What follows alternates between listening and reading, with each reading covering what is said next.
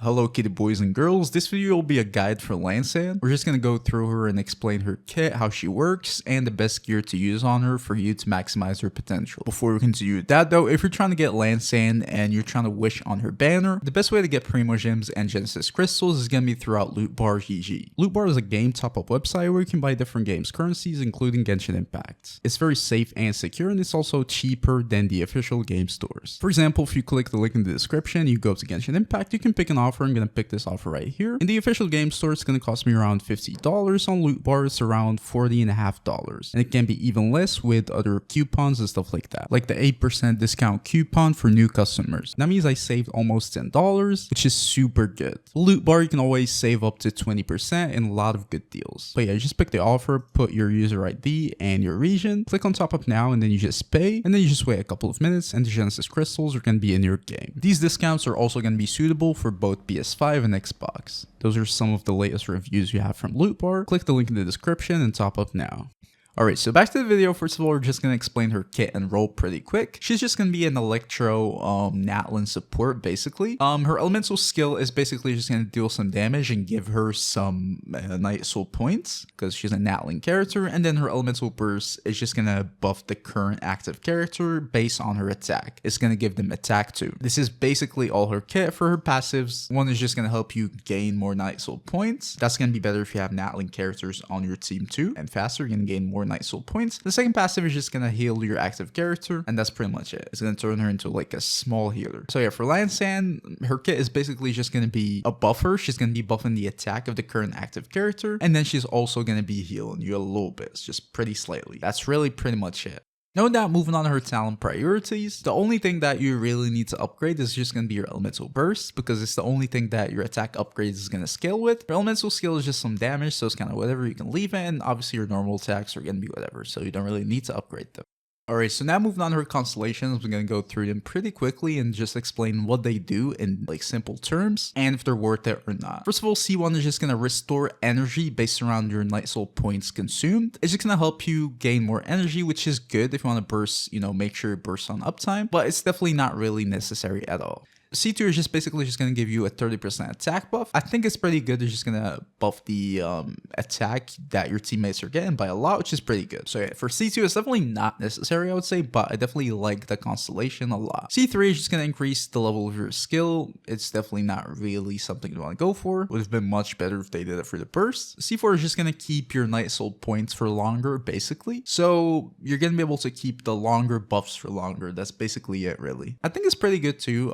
You'd want to make sure you keep her buffs for as long as possible, so C4 is going to be pretty good. And then finally, C6 is just going to extend the buff's duration by 3 seconds, which is pretty good. And it's going to give the active character 25% damage bonus, which is also super good. For C6, I think it's definitely pretty good. It's just going to add to her. It's not really going to change anything or anything like that, but it's definitely a cool C6. For constellations in general, I like C2, C4, and C6. She has pretty good constellations, but none of them are really necessary. But if you're able to get some of her constellations, then obviously just go for it. All of them are going to give you something pretty good. They're just good constellations. Not necessary, but they're going to buff her significantly. Alright, so now moving on to her weapons. Basically, you don't really need to build anything on her. The only thing you want to build is just going to be attack. So obviously, you'd want to go for attack weapons. Now, the best weapons for that are obviously going to be the 5 stars, just for the higher base attack and stuff like that. So yeah, you just want to go for attack stat sticks, basically. You can go for like the Calamity Queller, the obvious one, Engulfing Lightning, Skyward Spine. Basically, any real like 5-star weapon is going to work pretty fine. All of them are going to have high base attack, which is pretty good. For the 4-star options, you can go for also the attack stat sticks, and you can choose any attack 4-star weapon, but she has a couple of decent options too. For example, the new events pole arm is going to be pretty good. It's just going to give you some attack and then energy recharge, which is decent. You can go like the Favonias just for the energy or anything like that. That's probably the only good support option I would recommend. Other than that, just go for any attack stat stick you can get. Now, moving on to your artifacts. First of all, starting off with your artifact sets. The only set that I would recommend you to use on her is just going to be Scroll of the Hero of Cinder City. It's just a Natlan set. It's going to help you with energy, obviously, which is pretty good for Iansan. It's going to have kind of high energy requirements if you want to burst on cooldown, obviously. And then she's going to be buffing and giving a lot of elemental damage to your current party member. And that's going to fit her pretty well as a buffing character. She gives you attack, and then this set gives you damage bonus, which is going to be super good. That's going to make her an excellent buffing character, and that's super good. So yeah, I don't really recommend using any other sets, as it's the same for any Natlan support really. But if you want to, you can use like the 4-piece Noblesse. It's just gonna give you even more attacks to your party members, but I don't think it's really worth it at all. Just use the Natlan set, and that's pretty much it. In my opinion, that's the only viable set. Just use it, even though if you don't have perfect like artifacts, just go for it.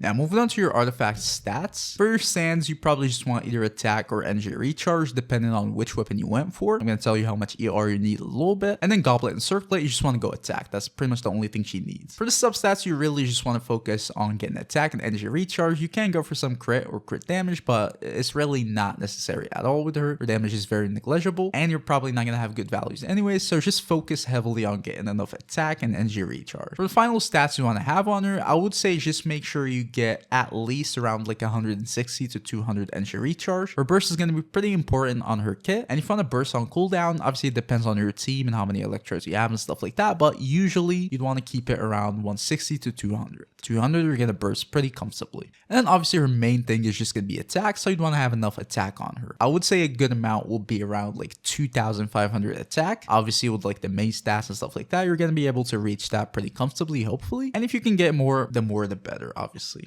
Alright, so now moving on to her teams.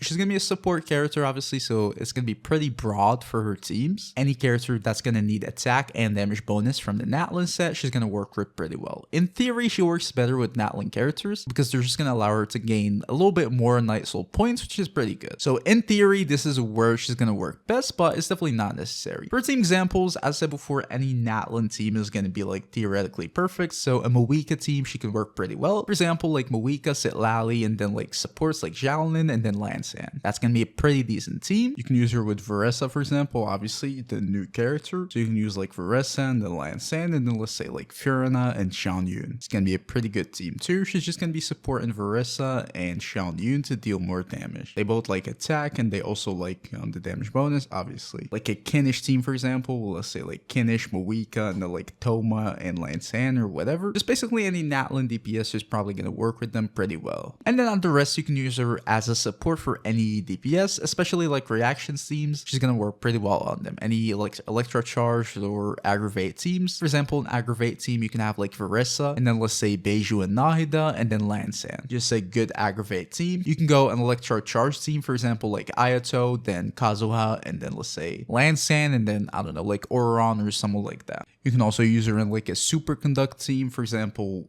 with Eula as a main DPS, and then let's say Raiden, and then Iansan, and then Mika, for example, or whatever. This is going to be a pretty good team. She's going to be buffing Eula and Raiden and Mika, all of them. She's going to bring the Natlan set to this team, which is going to provide a lot of damage bonus to all of them, and then also provide the attack buffs from Iansan. It's going to buff teams like that by a lot, and as a Superconduct team, this is going to be pretty good with Iansan. But yeah, in theory, she's just like an Electro support. As long as the team doesn't really mind Electro, she can be super good at giving you good attack buffs and also elemental damage buffs from the Natlan set. But yeah, that was the video, guys. If you enjoyed it, please have a like, subscribe to the channel. I'll see you guys in the next video. Peace.